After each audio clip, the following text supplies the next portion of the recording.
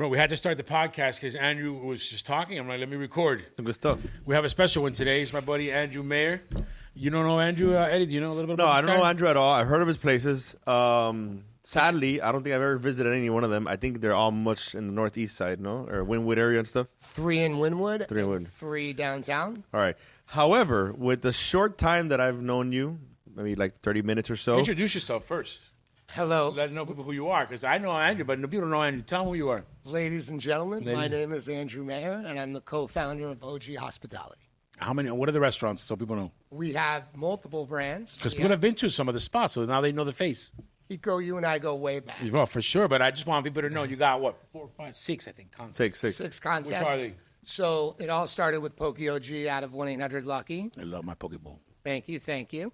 Then we expanded to our first brick-and-mortar location downtown 2 months before the pandemic at Poke OG.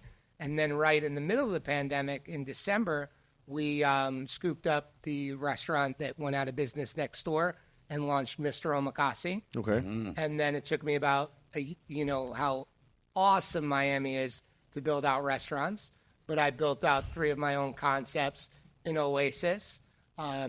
On the inside to the right of the Tower Bar. It launched with Poke OG, Miss Crispy Rice, and Papi Churro.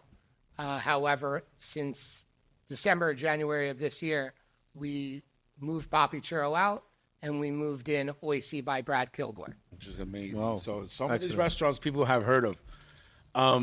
Ed, you haven't been to any restaurants, so what's up? I haven't been to any restaurants. I mean, I got to go. You gotta go. I mean, it's just, work and I stuff wanted like that, to, so I usually very local. yeah. Well, I did forget, didn't get to mention one of them, which is our newest brand. It's called Dumplings Mi Amor, and it has undisputed the highest rated ramen in all of Miami. Wow. You like And ramen. I love ramen. I am a ramen guy. From California to Hawaii to Vancouver, everywhere I go, I have ramen. And if the restaurant was mine or if the restaurant was someone else's, I'd still be sitting here saying the Sapporo ramen is the best ramen I've ever had. Those are very, very, very powerful words right there. I got to go try the ramen. My girl loves it too. The first thing I'm going to ask you, because as a business owner, and I know a lot of people who are constantly busy and doing things all the time, how the fuck do you balance 6 brands? Thank you very much. Let alone one, or it's 6. Well, no one ever said I balanced them well, correct? Okay, that's true. He does a great job. So, honestly, growing up, I was as ADHD as they come. Where were you born? I was born in New Jersey, Okay. in Princeton Medical Center, and I graduated Livingston High School. Jason Alexander, George from Seinfeld, is an alumni of my high school, a little older than me. Yeah. Greatest upbringing one could have, riding bikes around town, just having to be home before dinner, like a predominantly Jewish or Italian neighborhood about 15, 20 minutes from New York City. And then my parents moved to Fort Myers when I was 19 years old. Oh, wow. Gotcha. And I met a special shout out to one of my closest friends, Sven Vokeland. Him and I kind of grew up together in Fort Myers, and that's one of the inspirations of me being in Miami. Sven owns Coyo Taco, Dante's, 1-800-LUCKY, amongst a few others. Nice. So then how do you, having 6 brands, let alone how you got there, how do you usually balance them out? Do you visit them daily, or how do you work it? I work on all brands every day. What's very nice for us is 3 of my brands are in Wynwood in the same location inside Oasis. Yeah. It's my own mini little food hall, if you Gotcha. will. We have our Omakase and hand roll bar, Miss Crispy Rice, which is an 11-seat sit-down Omakase bar. Then you have Poke OG, and then you have Oise Ristorante by Brad Kilgore that I'm sure we're going to get into. Yeah, I went in the a other few day. minutes. It's crazy. Well, I think we should get to it right now. What's When did what's you up with move brand? But to finish answering your question, I'm at all 3 of those every day. And then downtown, I have Poke OG with Mr. Omakase right next door and putting distance away from Dumplings Mi Amor on the same block. Takes over the blocks. So I get to go to 2 locations and visit all 6 brands within minutes. Excellent. That's a Excellent. great concept. And when you're thinking about a new brand, instead of like duplicating the same thing that you have or franchising out, why are you creating so many different brands? Is there like a strategy to that? Such a good question. No, it's probably a little bit of insanity. It is easier to do one brand. Look at Carrot Express. Yeah. Look at Por Vita. They're absolutely killing it. Mr. 01, they stuck to one. Yeah. The problem is I'm obsessed with restaurants. I'm obsessed with food and hospitality, and there's stuff I want to do. Got you. One of my favorite, besides sushi food, is dumplings and noodles. So what were we supposed to do? I love it. Were we supposed to put that in one of our brands? Good point. Or were we supposed to open a dumpling and noodle restaurant? Yeah. So that's what we So did. you do it out of passion. Out of passion, Big passion. absolutely. We select restaurants and brands for what we want to serve, what we think the community needs, what we're proud of, where our heritage comes from as far as cooking and hospitality, and what we think works. I love to introduce Miami to new concepts. That's one of my favorite things to do. So Poke OG, which is my original brand, we've had in 1-800-LUCKY. We're in Wynwood. And that was the first for everybody to see because it didn't exist. Then we have downtown. I like to bring new things, new items to the community. And as I said, it's probably a little bit of an insanity. Yeah. But for right now, we're sticking with the brands we have and growing those. So like beyond that, we were talking about earlier. All right, you mentioned something that was actually very interesting that not a lot of businesses operate under, and you're very like value oriented. Okay, so you're bringing in brands that are value oriented to the community, or are affordable for a good experience. Tell me a little bit why it is that you follow that formula more than another formula that we've seen around the community. I appreciate that. And I will say one of the things I told you earlier is that I travel. I travel for food and I travel for beaches. Those are the two things I like to travel for. And when you go to LA, Vancouver, Chicago, New York City, Honolulu, San Francisco, any of my favorite food cities in the country, there's one thing that I'm always reminded, that our food in Miami is more expensive than those cities. And our labor's not, our minimum wage is cheaper. We're on tip share, where you can legally pay a server lower than minimum wage. Wow. We don't do that. We pay all of our people I didn't know that. at our brands the actual minimum wage plus service charge and tips, opposed to that $7.50 an hour that's tip share wage. In New York City, you can't tell me 1,000 square foot restaurant is going to be cheaper rent than Miami. No way. On top of that, they have $21 an hour minimum wage. That minimum wage is Their killing their food has to be more expensive than ours because the drivers on the trucks are making more. Their linen guys are making more because minimum wage is more. So why are we so expensive? So one of that, and coupled with my business partner Ryan Lato and I, one of our passions is dining around town. And it drives me nuts. There's nothing that grinds my gears more than having to spend $500 for two people to have a good meal in this town. That's a Family Guy reference. They grind my gears. Yeah, yeah. We were talking about the food quality is good, but the service is not where it should be. The correct? hospitality in Miami. There are some great, great restaurants in town that do great food. There's also several restaurants in town, or maybe even numerous, that do great hospitality. To quote Alan Roth, my favorite landlord that was on here a couple weeks ago, he said Miami used to be the laughingstock years ago when compared to other cities. Food-wise, I would put our quality of food next to any city in America. That's true. Any. New York, L.A., Chicago. I will also say my favorite dish in town, besides the meatball at Oise by Brad Kilgore, is Valerie Chang's whole fish at Maddie's. That fish is better than any whole fish I've had anywhere. I haven't had it. I saw him on Eaters the other day. And that specific fish, when you go to a restaurant, there's two things I always order. I always order chicken if it's my first time in a restaurant. Wow. I avoid the chicken at all costs. Yeah, but one of my early mentors, still mentors to me to this day, multiple-time James Beard award-winning pioneer of Hawaiian fusion cuisine, Roy Yamaguchi. Sorry for the big build-up, but I'm a hype It's man. fine, of course. Always taught me you can judge a restaurant by its chicken because it's hard to make a chicken great, and it's really easy to mess a chicken up. Next time you're at Surf Club, which is my favorite restaurant in town, check out their chicken. So Well, they were talking about the chicken sandwich between two buns. And they were saying that was phenomenal. But it's true. It's a simple ingredient, but you can mess it up. Yeah. And a whole fish. I never thought about it. I always thought that it was easy to make chicken. So I gotta try. I gotta go visit the Changs. It's been a while. Amazing. I had the privilege of dining at Idamai the second turn on opening night. My favorite ceviche, even better than Diego's at Lamar, and I had to tell him.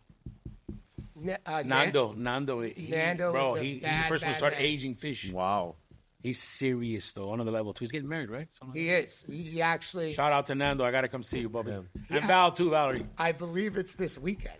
Wow. I believe it's this. Yeah. He's getting married. Yeah, he told me he put it on his stories. So Nando, I send him a clip from Burnt. Burnt is a movie with Bradley Cooper. About every year, I send him the same clip, just reminding him that he's better than all of us, where it says you're better than me, and we need you to lead us to places we didn't know existed. And Nando pushes that envelope. 100%. Nando's meticulous. He does a great job, which brings me to your a long-winded answer to your question. Is I had great hospitality at Idamai, and that's where I think we're lacking. Alan said we've caught the other cities up. As far as culinary goes, and I just said I'd put our food against anyone's in the country. However, I will not put our hospitality against anywhere in the country. All right, it's not even close. I got a question for you guys. It goes a little bit back on what you were talking about earlier, managing the businesses, right? And it's something that we hear a lot and we see a lot online. This is something just kind of like off the wall a little bit.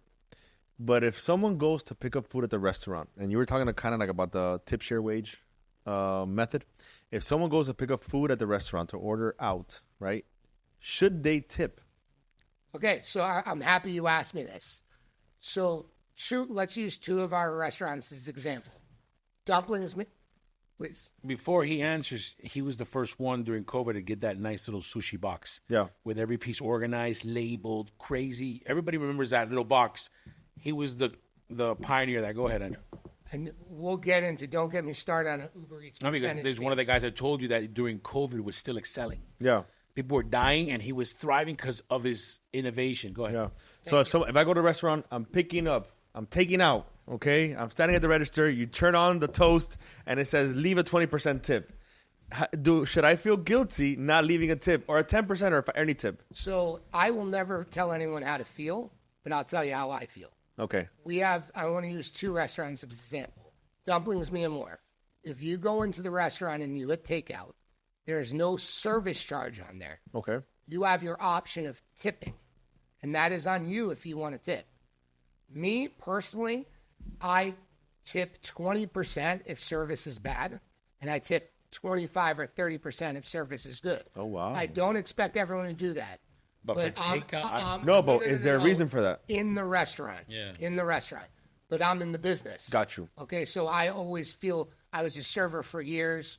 When I moved here and opened Pokio Gio 1-800-LUCKY, I served at Komodo for a year. You know the pain. I know the pain. But when you go to a restaurant, I understand you would want the option. That's why at Dumplings Mi Amor, we give you that option. However, at Pokio G Winwood, or Oise, or Miss Crispy Rice, that doesn't really do to go, Miss Crispy Rice, you do have a service charge. And then it offers, if you want to tip, 3, 5, and 7% on top. But listen, this is the thing. As a consumer, I'm already getting hammered. Well, you have a different model, but I'm already getting hammered by, the cost of food. I'm supporting you, et cetera, et cetera, et cetera. And then now I'm doing takeout, which doesn't take any effort apart from cooking the food. I don't think you should tip and takeout. Yeah, I don't know who invented that.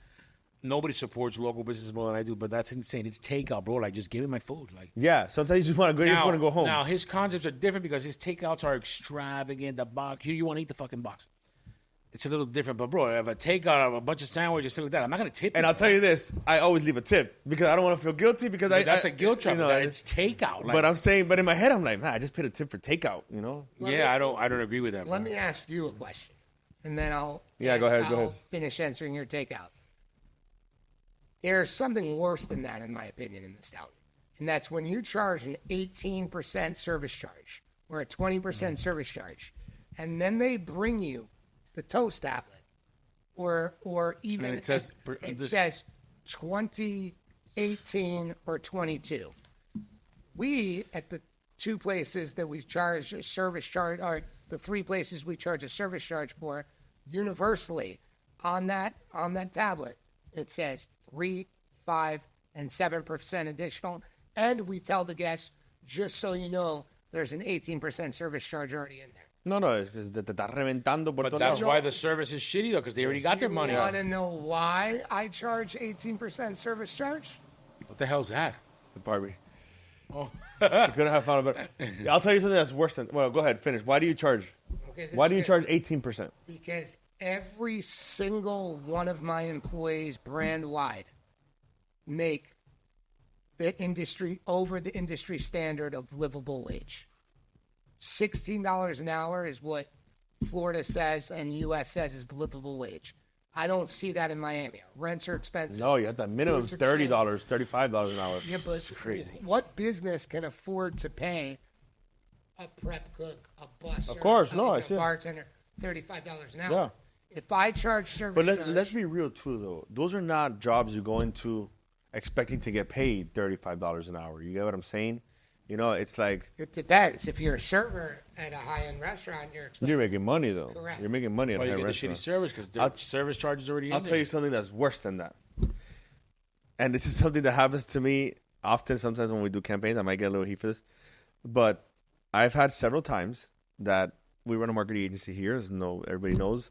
And we send influencers to go, or foodies, to go to a restaurant and dine. Sometimes they'll go in exchange for food. Sometimes they'll go in exchange for food. His business has got mad influence. Plus, you got to pay them. I'm cool with that. I think both work. Everything has their... Sometimes, and I think it's the worst thing, they will go, they give them free food, you pay them, and they don't leave a tip. And if a person ever does that to one of my clients, I never call them ever again. I think somebody going to a restaurant and not leaving a tip and sitting down, to me, is sacrilegious, you know? Whether there was good or bad service. I'm happy we brought up influencers. Because you are in partnership with probably the world's most famous food influencer, correct? Foodie Fetish, yes. But Yanni, shout out to Yanni. Yanni from Foodie Fetish. The Look it up goats. on Instagram. Foodie with a Y, by the way. Yeah. So, Because there's no more, I'm going to say it right now, there's no more viral video than the damn Wagyu scallop crispy rice. By the way, how much is that one piece?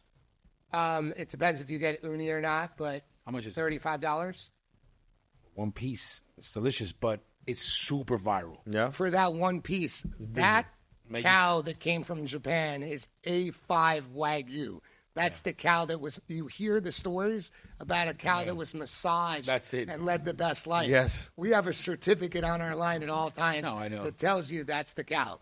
So we really, as I said earlier, go for value. But And the that quality of the ingredients. does not hinder our ability to serve the best ingredients. Because if I have to charge $35 The $35 for a bite. Japanese Yeah. It's a Hokkaido $35 scallop bite. with That's A5 with a little uni on top, Yeah. we're going to charge $35. Somewhere else, it would be $70. Yeah, but the ingredients are there, so it's it's a $35 buy, but bro, it's the best. No, and buy. the taste too has to be there too. You And know? the videos If look it's not amazing. good, then no one's gonna eat it. You know. But you, I don't say you rely heavily on influence because your food is good enough, but you guys have really come on super aggressive more than anybody else because of your partnership, obviously. But everybody loves the food because it looks good on video, right? Well, I have the best publicist in the game. Her name's Caviar Chronicles, Alex Guerrera. I know who she is. it's good. She's Kiko, how you and I met. I grew up. Yeah, I came up with her and Scott and Alex and PR. So one of the things I learned early on is business is about relationships. 100%. It's impressive. So a few years ago, go back to 2018-19, everyone was singing different things about influencers. No one was singing their praises. Everyone would talk about, said what you said. Some of them said they don't tip. Why do they want free food? You used to see hotel owners around the country putting all these influencers on blast, and we never did so. We always treated them like gold. Never once. But you I should guys say. paid well. That's what I don't know if I should say. No, you don't have to say details of what I'm saying, but I've never- but like we No, but I know what you're gonna say. You've never paid for an influencer. I've never paid for an influencer. Yeah, that's fine. That Really? happens all the I've time. never paid for but an they get the influencer. comp meal, which Yes, is they get Which the is comp. fine. But listen, there's influencers out there it's a big comp though because of the fucking like ingredients. It depends. Yeah. Miami Food Porn, Sweet Portfolio, Naughty Fork, Mysteries 305. I don't want to forget anyone. Sweet Portfolio. The list goes on and on. Stick a They- fork in me. She's they- good with them. Rachel. Yeah, Rachel. She's they're all really great. good. They're all my all peeps. become friends of mine. Yeah. However, they will go to my restaurants and they will not tell me. They will pay for it and then they text me afterwards. So, yes, we invite them in. Yes, I've had the influencers in. Yes, we've become friends over the last few years. But they also support good food. I feel like influencers get a bad rap. 0 times in my entirety. I can't speak on Poke OG because it's quick service. Yeah. Maybe somewhere along the lines it's been missed. But when they come to Miss Crispy Rice, Mr. Omakase, Oise, anything, there's always a service charge. They're always very generous. That's good. With the servers. That's how it should be. And- But those are the OGs in the Yeah, but once they become your friends, like I when I was doing TV, I'd round up every single person that he said not charge, and they would pull up, and we'd do a little round Yeah, a little table round before everything blew up. Yeah, but what happened? Fast forward 4 years. Yeah. Those same influencers that everyone used to make fun of and look down to, Oh, yeah, they're coveted like gold. And they're Yep. killing it. Because we have way too many restaurants for Yep. Miami. And that's how you We stand have out. way too many seats. Now, how do I market to all these people? Let me get all the influencers. It used to be a lot easier for me to get them in. Now, they have a line. hey, for you, Andrew, I have August 7th. Correct. Like literally, they pull up a calendar. Yeah. No, for you, I got July. It used to be, hey, you want to come into dinner tonight? Yeah. Let's go. But you The know Kiko what? burger that I put up the other day on my stories, that was 8 years ago at Pinch. 8 years ago, and I had all the ones that he mentioned. I had Sam, George, Rachel, Sweet Portfolio, everybody there, and it was like that little shoot like that, Yeah. and everybody had fun, and then it took off. I have a question for you. Please. Does it piss you off that everybody copies your concepts? I don't think everyone copies my concepts. You want me to be more specific? What's Yeah, that? I think so. The box you came out, Okay, so I would love to the take. Poke Bowls. I appreciate that. I'd love. This is truth. He So- was the first one, and then boom. I have to back up and say I got to quote Kobe Bryant on something real Oh, fast. God. Okay. Here All we right. go. Mamba. The great Kobe Bryant taught us a lot. But one of the things he taught us is you can fit in extra practices.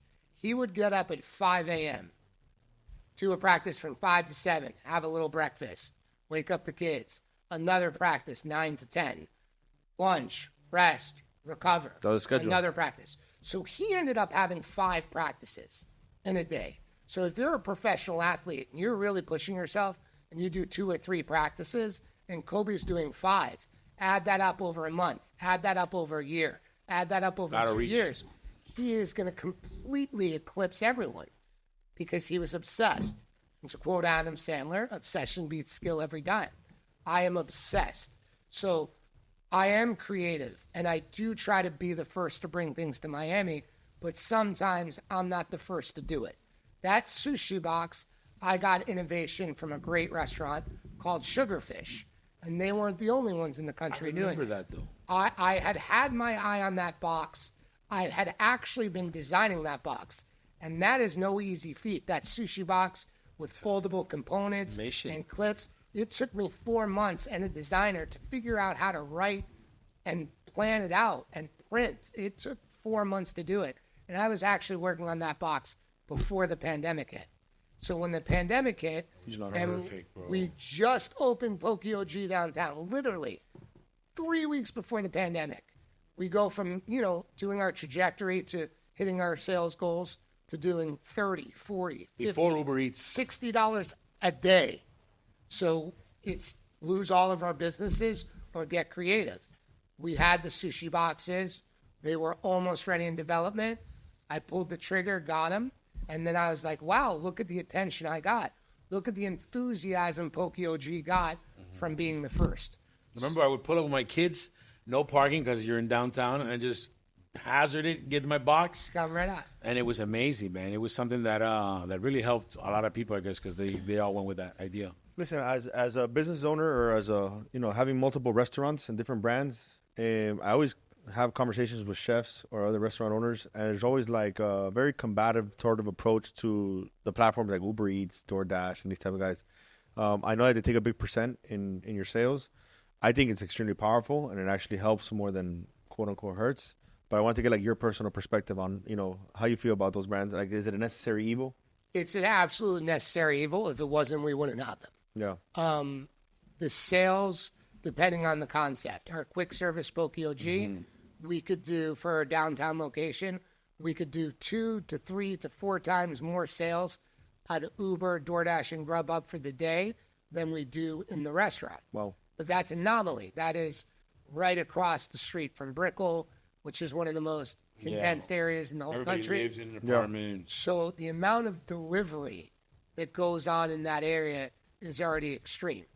What's terrible is when you look at my business model, we have the best fish you could possibly put into a poke bowl.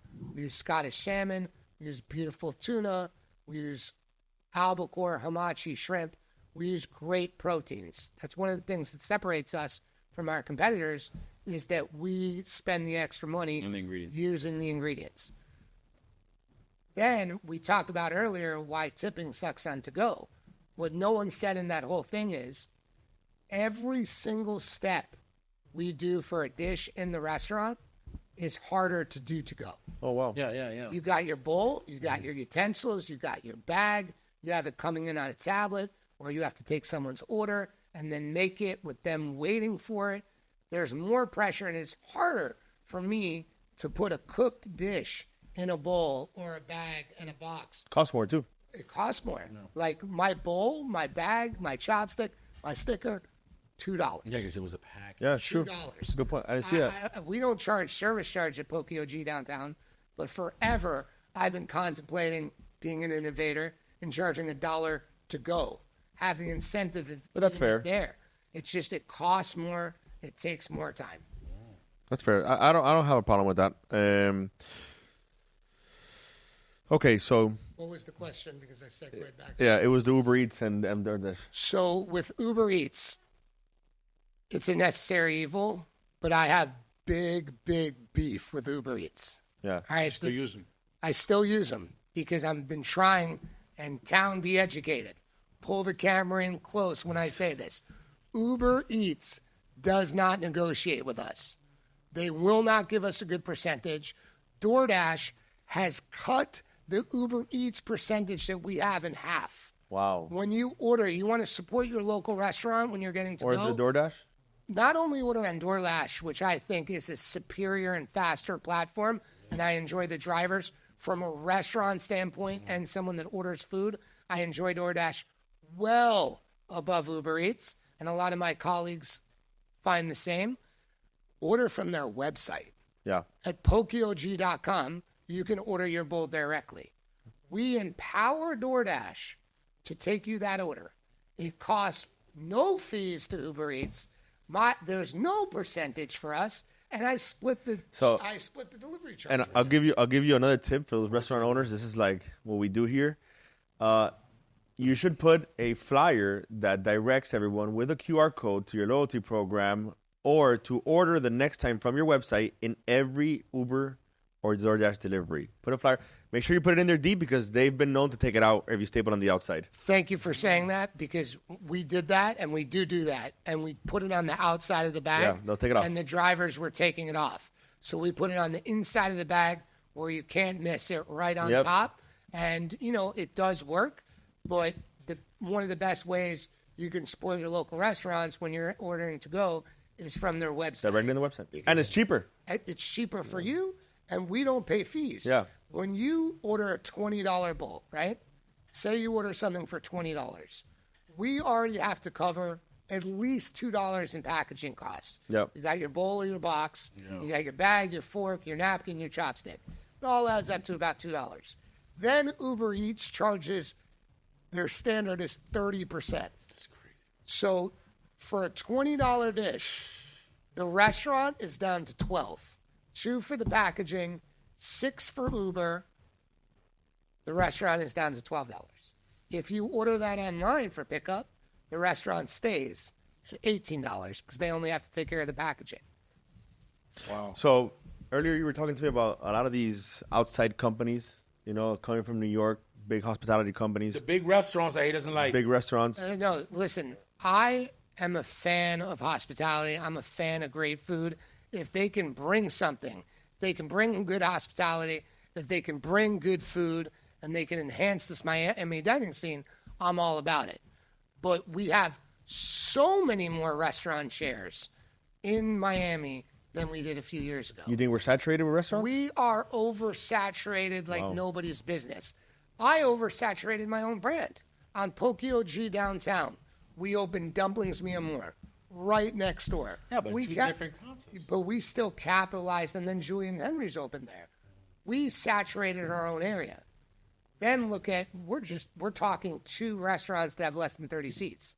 Catch open. Patsy's open. So many of these restaurants open that have thousands of seats. Then the local restaurateurs continue to grow as well, as they should. Yeah. So we have more restaurant seats than ever before. And it brings me to one of the reasons I solely wanted to come on here today, besides spending time with my boy of Kiko, course. is that everybody I speak to, everybody, with the exception of, a few, is all in the same boat. We are all having great Saturdays, great Fridays. Any given Saturday, I could do close to my sales record, or I could break a sales record in the restaurant.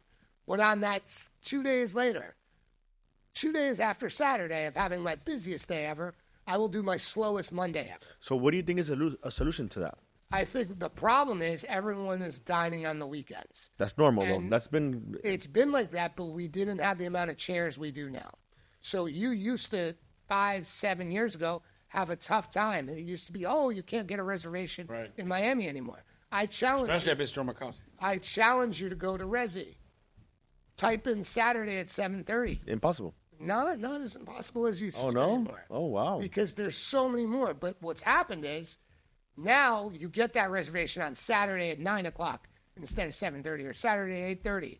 You get the reservation you wanted on Saturday. So no one's coming out on Mondays, Tuesdays, Wednesdays, and Thursdays. It's a ghost town.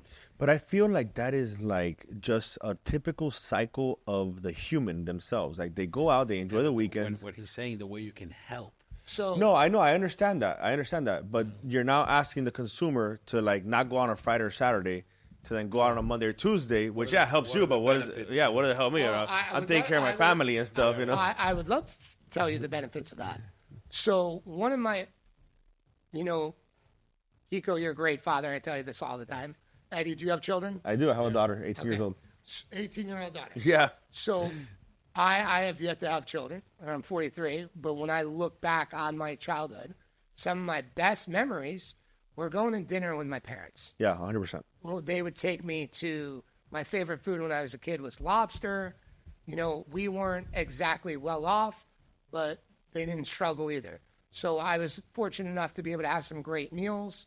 And it was some of my favorite childhood memories, besides summer camp and whooping ass on the wrestling team, would be going to dinner with my parents. So then I look at this town, and everyone's date night, Friday, Saturday, great. Love it. Good point. Love it. That's a good point. But Family here's night. the benefit for you.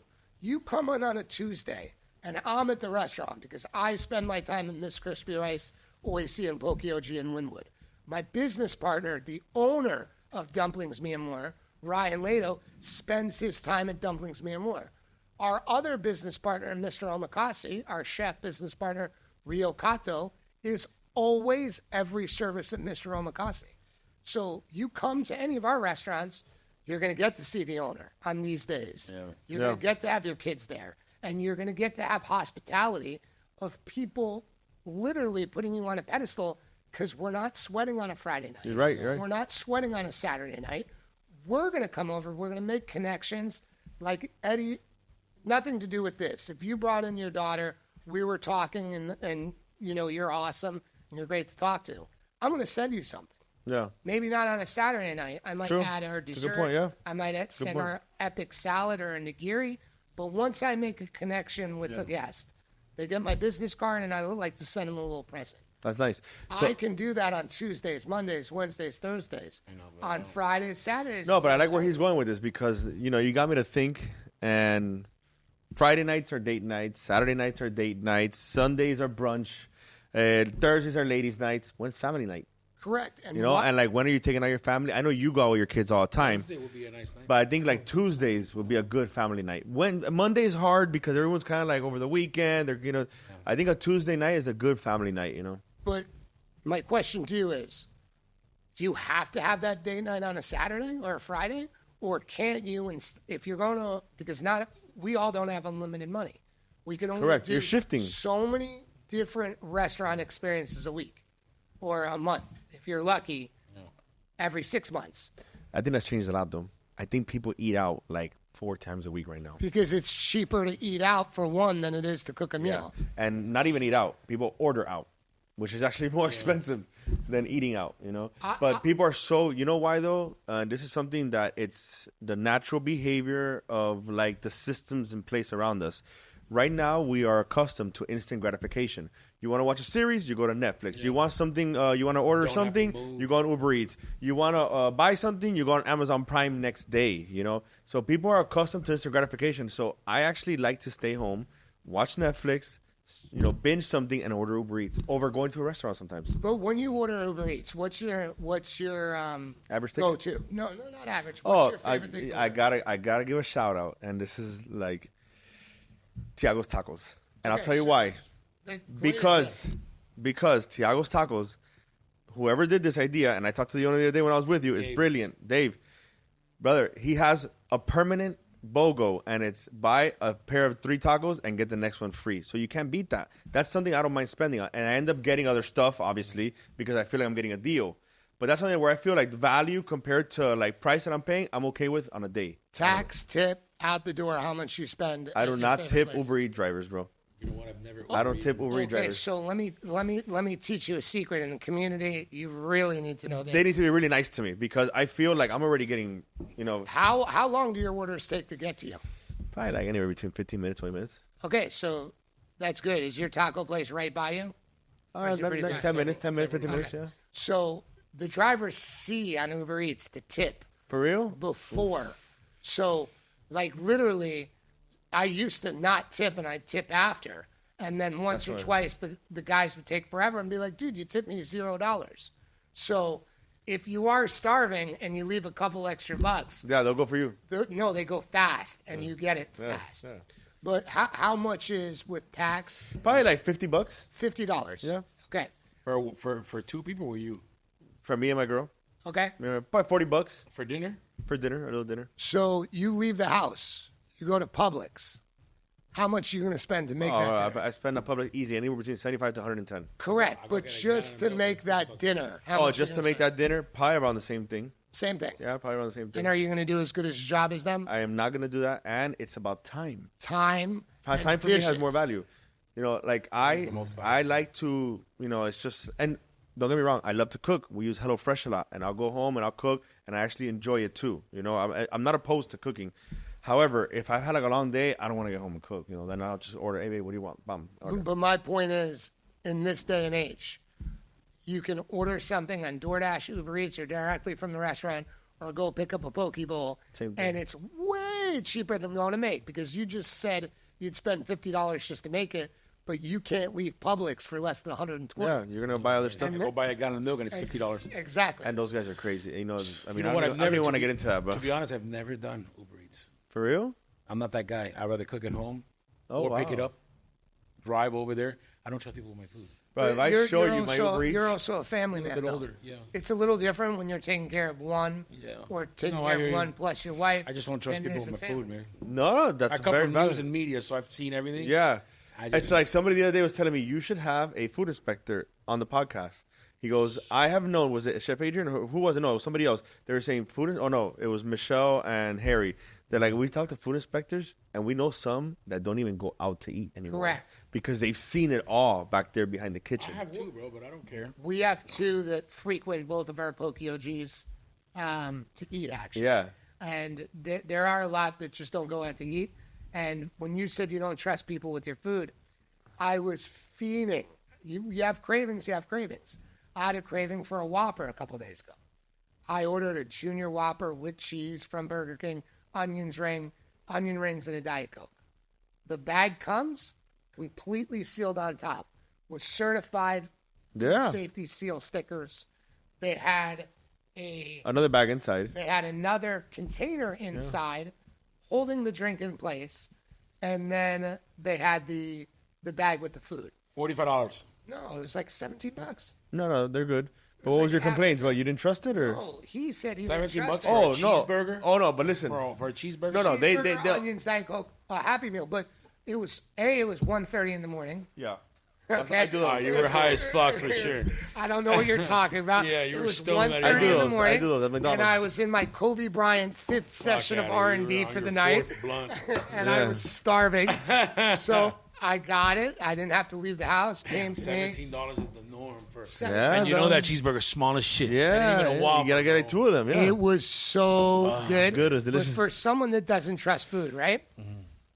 I have found the national brands, and I found this in the pandemic, Denny's, Burger King, Wendy's, the national big behemoths. They have systems in place that alleviate don't touch people with food. Yeah.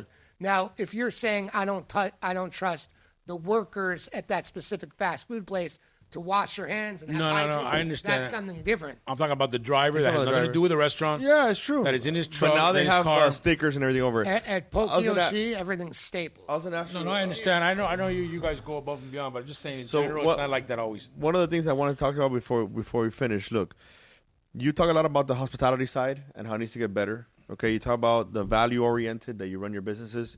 Do you have any tips for current restaurant owners on what can they do to better the hospitality within their business? Absolutely. And when I say stuff like this, I don't know everything. Every day I go online for hours and I research and I practice and I look for innovation for hours each day. And I don't have all the answers. I'm still learning and still trying to, not survive, but go through these murky waters as well. But the things I see, in my opinion, the number one area for room improvement in hospitality in Miami, and I mean right this second, is taking care of the kids. Being the restaurant that you could bring your kid to. Sure. Why? Because we talked about how much everything is right now. Babysitters, this, that. But how about bringing your kid in? Having your kid see an unbelievable dining experience and having your kid treated like not a problem and not an inconvenience, but being celebrated. That's good. Because those same kids, you just said your daughter is 18 years old. 6 short years ago, she was 12. Yep. If I would have known you 6 years ago, if I would have had Miss Crispy Rice or Oise open 6 years ago, and we were doing now what we're doing for kids 6 years ago, your daughter who's 18 now and will be 20 in 2 short years would be dining with us. 100%. Okay? That's 100%. And that's the truth. The kids need to be celebrated. They deserve to be celebrated. Their parents are taking them into a nice high-end restaurant, and we treat them And that's how my kids like grew up. an inconvenience. And it is my favorite memories from a childhood. Mm-hmm. It's my parents taking me to a restaurant in North Carolina for my birthday in New Jersey. No, that's a great point. I remember the restaurants that I went to. fell in love with restaurants. Same thing. Victoria Station. Yeah. So we take care of the children. What happens? If you're with mom and dad, the kids are happy, mom's happy. Mom's happy, dad's happy. Then all of a sudden you had an experience for your whole family. Yep. You didn't have to spend $200 on a babysitter. You're going out on a Tuesday like we talked about or a Thursday, and you have a less busy dining room. You have that opportunity for the servers and the managers to really come and celebrate your kids. Yeah. That's our number one room for improvement would be hospitality, and I think With the children. with the children. And the number two, it's not so much hospitality, but when I leave a restaurant, when I get in my car, it used to be turn a key, but now you hit a button. Yeah. Your money's gone and you're full. You've spent that money and you're full and dining experience is done and you're out of the restaurant. how good was your food? How good was your value to that food? Yeah. And how excited are you to come back? You know what I always ask myself after I finish eating with my wife? I always ask her, this is like our rubric. Will you come back? Will you come back? Not even if it's good, if it's bad, will you come back? And for us or other people, will you get your family in the car, coordinate everybody getting together, everybody get dressed, and make that little bit of a stressful mission to get it out. If you can accomplish that, that's a home run. And then the first thing you do as a father, get in the car. What's the first thing you do? How'd you guys like it? Or at the finish of the table, how'd you guys like it? If your family gives you on like the table, we'll rate my kids 8 and 13. They'll be like, this is good, not good. If you have to get in the car and ask your wife and your daughter, how did you like it? I failed my job. That's a very good point. You should be leaving with wow. With my business card or the manager's business card that's running the dining room, not in the back, but running your dining room. You should have his business card. You should have a connection with them. And you should have a relationship by the time you leave. And if you go on a Monday, Tuesday, Wednesday, even if it's a Friday or Saturday, whatever day you come in, there is zero excuse for not meeting the person that's running the floor. I don't care if you have 400 tables or if you have 10 tables. People remember that too. They remember. All right. So I have 2 last questions before we go. Okay. All right. Number 1, for my man Andrew. Don't do it, man. You told me you're very big with noodles, with ramen, with dumplings. Give me I know that you love your spot, and your spot's number 1. Okay. Give me your three. Give me top 3 honorable mentions, respected businesses that you have that are selling noodles or ramen right now in the city. Not yours, Andrew. Not yours. Top 3 honorable mentions of the community.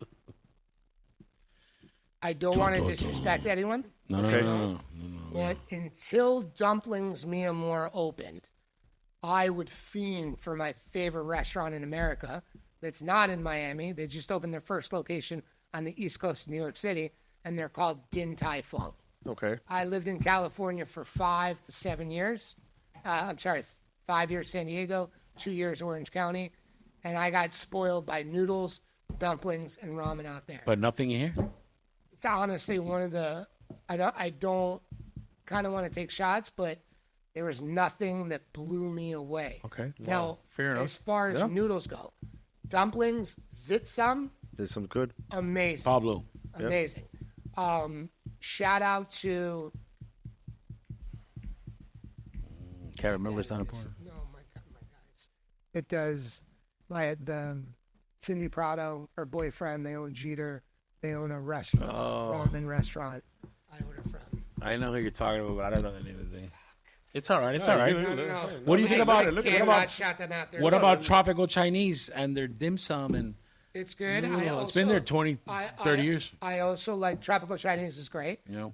I just have only been there once, and shame on me.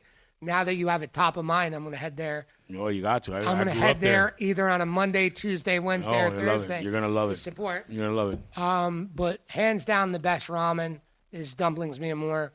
When I moved here, I'm a huge, huge Asian freak as far as food goes. I can eat Chinese or Asian 7 days a week, 365 days a year. And I kind of stayed away from noodles and ramen when I got here and started embracing other stuff that this town's very good at. So when I moved to Miami, it wasn't so much about noodles and dumplings because I'd been eating them for so long. I discovered new items like Utong's amazing Peking duck. I haven't been there yet. They have great dumplings too, but I The love flaming Peking that comes on fire to the table. I love the place. It's absolutely beautiful and the food's good, but I've only been once. You want to know why? Because it was $400 for me Jesus plus Christ. 2 Yeah, I don't pay. with 0 alcohol. I fucking should have dug in my backyard. I ran up 890. So listen, $890. that's crazy. Yeah. Oh yeah, you told me you went over there. $890. And I know they got You it. should $1. never have to spend $890. I didn't spend it. I know. So listen, give me Andrew. money. Right now, I know you have your places you go to. What are your top 5? If you're not eating at any of your spots, what are your top 5 restaurants you go to in the city? He did ask me top 3, but I told him I can only do it if it was top 5. So the number 1 restaurant in town, undisputed, I don't care what anyone says, undisputed best restaurant in town, the lineal champ the Surf Club by Thomas Keller. Okay. Now, it does not have the most innovative food in town, not even close. But it'll be the best carrot you've ever had. It'll be the most perfect cooked bread you've ever had. It'll be the most perfect crudité. But is this like one of those tourist traps in the Thomas beach? Keller is probably the country's best chef. Okay, gotcha. the most celebrated. He does 2 decades. French laundry. French laundry. Bouchard. Okay, gotcha. Yountville. I didn't know about that. So That's incredible. Surf Club is in. Violently expensive.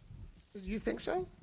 I mean, it's on the beach and it's under our hotel, man. I also, It is. It's a tourist trap. I also, it's in Surfside. I also think it's also strategy. When I go with my business partner, Ryan Lato, if it's 3 people, I'm not spending less than $1,000. I lost a bet to him. He took me pretty deep. Thomas Keller was there and sat down. And Wow. Okay, that's worth it. And it was $900. Yeah, that's fine. The most expensive meal ever for 3 people. I took my wife on her 30th birthday, just the 2 of us, and we were stuffed when we left. $220. Oh, that's not bad. It's how you order. Yeah, you're right. Number You're right. 2. What about number 2? What do we got? Number 2. Number 2. And I couldn't give you an honest answer without saying it. Yes, I'm part owner of it, but it is Mr. Omakase. It is absolutely incredible. Rio, my partner there, makes something new every single time I'm there. He's also a student in the game, and we talked a lot about value. My wife and I can go there and spend for an omakase of 14 courses with gratuity, tax, everything, be out for $250, $125 per person. Super good. Can we eat the small crabs alive, or you have to cook them? We cook them. If I have you sign a waiver, I might let you eat them. Live little mini crabs. I'm just scared. I'm just teasing you. I'm what teasing if you. they get That's you on the pretty way crazy. down? I'm teasing you, but they do serve live That's crabs. incredible. Number 3, and they deserve every accolade they have. They deserve all the attention they have, and they are currently rated number 1 restaurant by Infatuation, Tam Tam, by my boys Tam and Harrison downtown. Dying to go. Haven't been there, He's going to haven't been take me. Never have I spent, and I make them charge me. Sometimes we're very good friends. We've done business together. Sometimes they try not to charge me, and I make them charge me. Her and I order big. Neither of us drink, specifically at restaurants. She'll have a cocktail occasionally. But we never spend more than $150, $175 with tax and gratuity. So that makes good. Mr. Omakase and Tam Tam good. go straight up there. I'm liking this list. Okay? Hit me. Number Number 4. 4. Number 4, all right, by my favorite chef in Miami, my undisputed favorite chef in Miami, Brad Kilgore, Marigolds. Okay. Now, Marigolds, The Kansas City Killer. Marigolds will be It's temporary closing closed. on June 1st, where Brad will be rebranding. No, I'm sorry, not rebranding, but doing a whole new concept. Nothing to do with Marigolds.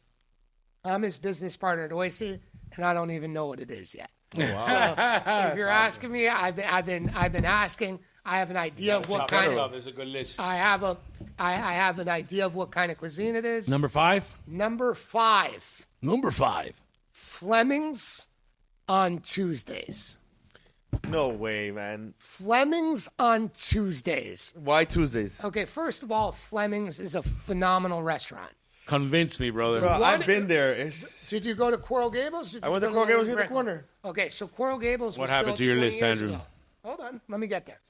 If you go to and Coral Gables, still good. It's I haven't good. been It's there in good. 20 years. I mean, I just wouldn't put it top 5, but it's good. Hold on, I said on Tuesdays. I like Perry's better. I What's said going on Fleming's Tuesdays? On Tuesdays, and I'll get there. Perry's But if you go to the one in Brickell, all right, it's the most expensive Fleming's they've ever built. They have a damn tree, a wine vineyard root Wow. tree hanging from their ceiling. Really? It is a beautiful dining room, and the center of the dining room only has about 10 tables. Wow. So even on a snow night, it looks busy. Huge bar, great PDR, and private dining room, excuse me. And up top is another huge room And- that overlooks the city. And $90 for a steak without sides. Correct. Hence why Fleming's is my 5th favorite restaurant on Tuesdays, because they do Tomahawk Tuesdays. 2 sides, 2 salads, 2 desserts, For how much? 1 36-ounce tomahawk, and they will carve it tableside if you ask them to. $135. No way. The three of us can go, and I'm a pretty No big way. eater. With one more, order 2 appetizers, get the Tomahawk Tuesday, and all 4 of us spend less than $200 for an epic meal. That's incredible. In a great dining room. That's incredible. So a lot of my restaurants are driven by value. Yeah, value. So you look for value when you go. I'm looking for great food. Great food. But you should not. Nothing, I said it earlier, pisses me off more than having to go spend $300 per person for my wife and I to have good food. Yeah. You know, You could give me an exceptional dining experience. You can shine my shoes. You could wash my car outside for $600. If you put Tam Tam next to it for $150, Tam Tam is going to beat that $600 experience For sure. every single time. Wow. Because we got in the car, we pushed our start button, we're uncomfortably full, we want to go home, the meal's done. yeah. The fuck did we just spend $450 extra on dinner? Oh, my God. I was going to ask you, you have the barbecue scene here is blowing up, right? Phenomenal. It's huge, okay? You have bakery wars, right? Croqueta wars. You have croqueta. You have Empanada great wars. pizza places. You have great empanadas. Why hasn't like the Omakase scene like blown up like that? You think in Miami, despite us, Well, a lot of, Omakase at first has a bad reputation. but why? I'm For actually because leaving- I went to leaving Japan. hungry. Leaving hungry. I went Always. to Japan though, and I did not leave hungry. You had 15 pieces to eat. You know, For how much, too? it's $300 Per person? per person. Okay, so you were on the high Yeah, end. you're of the eating it spectrum. out of Saki. Like, Yeah. I mean, you're out of the market. But that's the bad reputation with, bro, 9, 10 courses, and I got But I think it's a $100. great experience though. It's an amazing experience, especially the way that he does it. But he has that allure, and that's why he's always saying, I left full because that's what people want. And you don't necessarily. At Miss Crispy Rice, you're leaving uncomfortably full. Yeah. Okay. The Omakase, I do. I'm a pretty big eater. The 109 14 course at Mr. Omakase, I leave full. I generally get one extra piece of whatever was my favorite of the night, I'm down. and then I'm done. However, dying to eat that right now. however, Omakase in Miami is extremely saturated. It's like what happened. You think so? I haven't Bro, See, seen. it's 100% like what what he's saying. happened with And the poke. portions. The little rice But ball where now. can I go do omakase? I don't know any places. I can name 15. Yeah, I Remember can. what happened with Pokey? Remember what happened with Pokey? Whenever there's a restaurant that starts doing well, that no one needs a hood for, that you could get in and get out quickly. That's what I said. How many Everybody Pokey blew up. places opened when I opened Pokey OG? There's 2 He was left. the first one, bro. There's I- 2 I- left. 800 Actually, lucky. Ono was the first. We were right after Ono when we opened with Crazy Pokey. Who's on? I don't know. Pokey Ono, they were open and closed in Yeah. Wynwood. I know They what did I'm a saying. good job. It's like Crazy Oura. Oura. Open closed. Ura closed? Long long time time ago. ago. Long time Wow. ago. The one in Cha- Wynwood? Yeah. No gone. way. Changed owners. They had a while where they had that pineapple that was going viral everywhere. Yeah, that drove me acai. nuts because it sucked. And I'm not saying that because I'm a I didn't hater. think it was that bad. You Bro, put these beef faces and that- watermelon in a watermelon bowl with shaved truffles on it and tell me it's not bad? No, beef? They were doing beef. No, I had like that acai bowl. Bro, they were Okay, doing no, their crazy acai was very The good. acai was good. So what happened with Pokey? All of them opened. All right, now you have 2 Pokey restaurants left. Yeah. You have my brand that has multiple locations, and you have Crazy Pokey. Gonzalo, my boy, Gonzalo, that owns it's Crazy Skinny Pokey. Louie. Yeah. Oh, wow. Skinny Louie. See where I tie in? Yeah. So on a separate note, as long as we're talking about Gonzalo here, Driven that little dude. he is. Him and I were competitors. He's like half my size, but he's a lion. Yeah. We're competitors, but we're friends. Yeah. That's And good. we make moves sometimes together. We talk pricing strategies together. I have Pokey OG. He has Crazy Pokey. He had this one guy that would just light up his restaurant every time he was there. He worked for him for 6 years. He was nice to me. He knows I'm the competition. We helped each other out. He was there every day as manager for 6 years. And unfortunately, last week he just passed away in a car accident. So my whole Crazy Pokey family, Gonzalo, their family, prayers for you everybody, guys. love you guys, and you're in our prayers. That's crazy. Bro, we got to bring this guy back for Yeah, so listen, of the question I had for you earlier. I right still now, got something to say. Go yeah, ahead. give me Kiko's top 3 ramen spots in the city. Bro, I'm gonna be honest with you. I'm not a big ramen eater, bro. I have similar thoughts about him, but we're really We're not there yet? No, I think I love Ichi Ramen. Ichi ramen, okay. I've always liked it. I It like opened Ichi. in Coral Gables. Bro, but after that, I mean, which is the one that was at 800 Lucky? The Usagi. No, the Grand Marquez guy. Phil with Yip. Yeah, but Yep. Phil, who does a great job. Yep. And we're his. I love Golden Marquez more because I love that kind of dining experience up in Pembroke Pines. That I never go to Broward, only to go to Yips. I was going to ask, when's the last you went to Golden Marquis in Pembroke Pines? I shot at Snow Crab Que Rico con Kiko segment 5 years ago. Last time I went. Yeah, but 5 years ago. So I never go to Broward. I'm sorry. In the last 5 years, it's no longer just Golden Marquis. Right. It's now Golden Marquis, Poke OG, Oh, wow. Temple Street. Yeah. He has 4 little Asian concepts in there and doing a great job. But I will say, Usagi Ramen and 1-800 Lucky, I'm sorry, Good. it was great. Yeah. They brought him from Japan. It was great. So you had your first one was? Ichirami from Ichirami. my memories, and probably Yip over there. Number 2 is Yip. 800 Lucky, which we got to visit now that he's there. And number 3? I don't have one, bro. You don't have number 3? Can we find you a Or number 3? can I remember something? Like, if I don't remember, I know there's one in South Miami. I forgot the name of it. Well, I invited them How to about Naruto? No? On Oh, what is it that get ramen or get? I don't know. Scott Lindquist made a banging Barrera ramen. Him and his chef Oscar. But that one closed already too over there. No, 800 Lucky, no. Quail Taco does a special with Barrera ramen. Oh, wow. And it's- Birra. Sorry, You know, I'm like, what the fuck's he Birra saying? ramen. Say that again? Birra. So Barea. He's like Beret. I'm like, what the fuck is that? my wife being Venezuelan, she gets on me for my Yeah, you gotta Spanish coach you up on that. pronunciations. Listen, El Gringo right over here. El Gringo. But his number one ramen he hasn't had yet. It's going to be Dumplings Mi Amor. I'm dying to and go, it's bro. not I'm dying because to I go. said it. You don't believe me? I believe Read it. the leading source of great information for restaurants in town, The Infatuation, where it You think says, that's the number 1 source for restaurants? yeah. I mean, I like Infatuation. Listen, I'm not saying anything against it. I love Infatuation. I think the editor is very dry. I love his witty humor. Yeah. The one thing I don't love about it is, and it is what it is, I'm in the same boat as a lot of restaurant owners. I don't agree with his reviews on 2 of my restaurants. They're good reviews, but I think they would be No comment. a little higher. But Yeah. when I need an honest review of a restaurant, You call Kiko. I call Kiko. Nah, everybody thinks I get paid. Everybody thinks you get paid. Yeah. Fuck it. Everybody thinks. Honestly, I like to look at Infatuation Yeah. after I look at Google. Between Gotcha. the 2 of them, who is a better? Google and Yelp, you kind of got to take with a grain of salt. Yeah. Because people that are pissed, the first thing they do buy the first burger. thing that they do I is don't believe go in on that Yelp and shit. Google. 0. But you could have 500 guests over the moon, love you, Yeah. have your business card, know their name. You send them something, and they don't write you a Google review. They don't write you a Yelp review.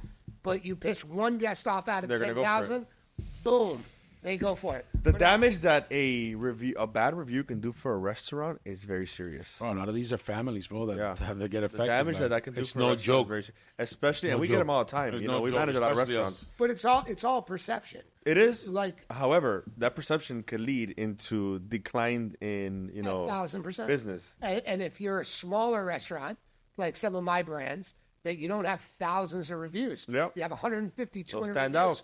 One bad Google review can bring you from a 4.8 to a 4.7. And I'll tell you, the first thing I do when I go look at reviews, I look at the bad ones. I don't care about the good ones. I know they're gonna say good stuff. I look at the bad ones, and the second thing I do is time frame. If it was like a week ago or 2 weeks ago, or if it was a year ago or 6 months ago. I like to do the same and see if there's a cluster at a certain time. Yeah.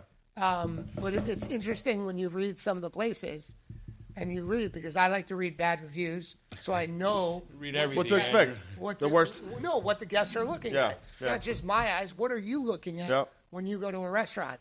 And you know the number one thing I see for a bad review in all of Miami? Service. Rude Yep. people. All the time. Rude service, rude. Yeah. So you said you had one last thing you wanted to mention? Yeah, we Yes. gotta.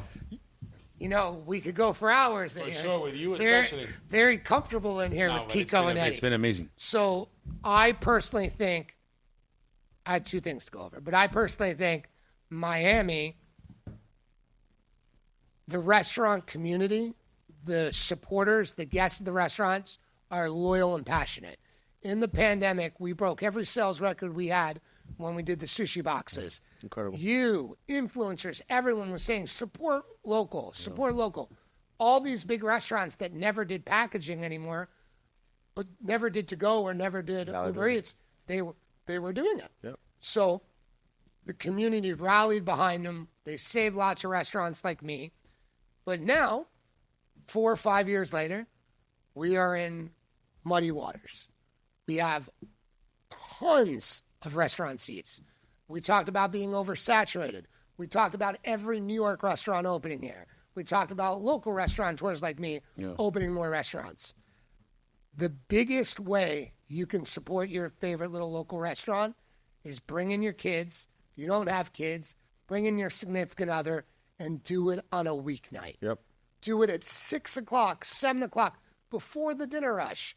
And personally, I like that because you sit down to a dining room that's just about to get busy. Yeah. You have all the attention you need. Yeah. People are going to say hello. They're going to take great care of you. And then you get to actually meet the people that are running the restaurants.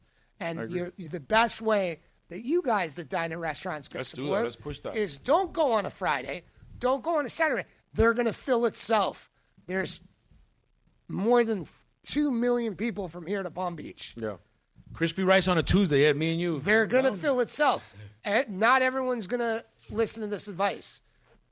Fridays and Saturdays take care of themselves. No, you'd be surprised. People actually do adjust themselves. You know? You guys have, I didn't mean to like that. You have, No, I'm saying like people actually like they want to, enjoy the time with their family and be taken care of the right way, And if they want little insights like Yeah, that. correct. Fleming stain, come on a Monday, Tuesday, Thursday, even on a Sunday. I'm on a Monday or Come Tuesday. any day besides Friday or Saturday that fill itself up, no matter what restaurant you are, and watch how we take care of you. I love it. And we got go ahead, finish. one more thing. Yeah. I wanted to ask you one more thing. Go ahead. I want someone to ask me, like, Go. why do you like Miami so much? Yeah. What's the good thing about Miami? Like positive, because we've talked about negatives and good, but like overall, what's your vibe on it? This is my favorite city in America. All right. The only one that even competes with us, in my opinion, is San Diego. And it's only because in the summer months, because they're so close to the ocean, you can get a breeze that brings you down to the 70s. I love San Diego. That's it. I love San Diego, but Miami is my favorite city in the country. Yeah. We are the happiest city. We're one of the healthiest cities. And thanks to my dear friend and the best police chief in the goddamn country, Manny Morales, we have one of the safest cities in America. Yeah. And when you look at the numbers, numbers are down. When you look at in 1990, we had over 9,000 robberies. Last year, we had under 575 robberies. Incredible. I mean, I love this city too. The murders, what's on in 1980? This is the big one. The big one. 220 murders in 1 year. You're talking about cocaine cowboys days. Yeah, but still, we like 1980 was the height of it. Yeah. And it little steadily decreased. But look at some of the major cities in America. Look at their murder numbers. Chicago. In 2023, guess how many murders we had? If I say that, under 50? 12. Oh, wow. 12. And Chicago, you have like 12 a day. It's incredible. The police presence in Miami is nothing short of a miracle. Yeah. And what's crazy is we only have one officer for every 1,000 people. Yet I can't go from my house to either of my jobs or to the gas station or anywhere without seeing at least 10 police officers. Yeah. And when you have a safe city and you have a healthy city and you have a warm climate, you are going to be what I always thought we are, which is the best city in America. Now Jeff Bezos, everyone's moving down here. Everyone's making Miami. Money coming in. Everyone's making Miami the new financial center of the world. And, a little local restaurant operator like me has his work cut out for us. That's good. That's excellent. Finally, what do you want to push before we got to go? What do you got coming on? What's new? What's happening? So we always try to look at everything. And I told you about those Kobe Bryant practice sessions. So what's next is the first in the country to do this. And at Miss Crispy Rice, we are launching Kids Omakase. It's every day from 12 to 6 p.m. because, I like kids in the dining room.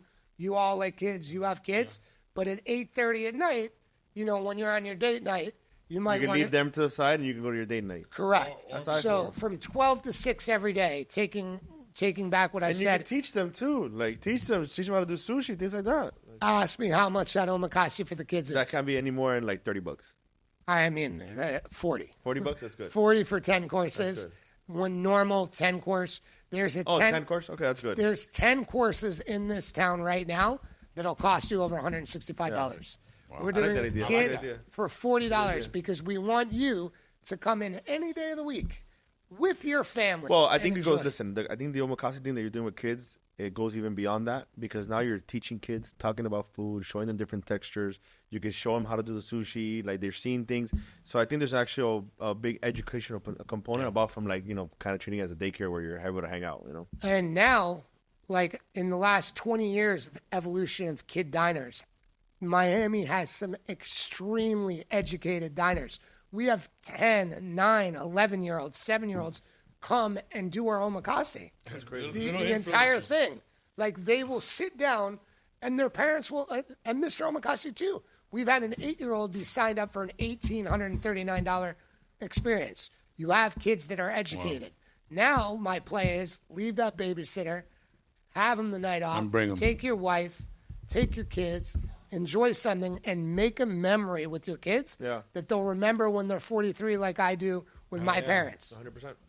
Andrew, Andrew, we a need to real do pleasure, part man. two of you, bro. Thank There's you too so much much. information.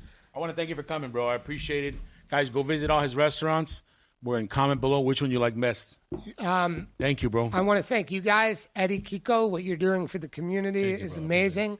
Kiko, we've known each other about 7 years now, and you have been one of the biggest supporters of local business that I've encountered. So I'm honored to call you my friend and keep doing what you're doing. Absolutely, and it's an honor to eat your food. Thank you, guys. We're definitely bringing it That back. was one more for the win column, Let's go. one more for the highlight reel, and one more for the bad guy. Sid, and Todd for